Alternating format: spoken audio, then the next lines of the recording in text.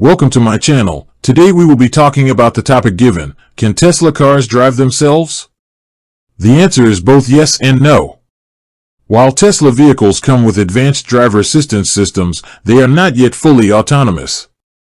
The company offers different levels of automation, but none of them eliminate the need for a human driver to be attentive and ready to take control. Tesla's standard feature is called autopilot. It combines traffic-aware cruise control and autosteer. This means the car can automatically accelerate, brake, and steer within its lane on the highway, but the driver's hands must remain on the wheel at all times.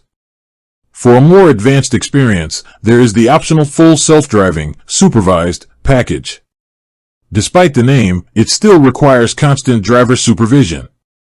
This system can handle more complex tasks, like navigating city streets, stopping at traffic lights and stop signs, and even self-parking. However, it is a driver assistance system, not a replacement for a human driver. The technology behind these features uses a suite of cameras, sensors, and a powerful onboard computer that processes information and makes decisions.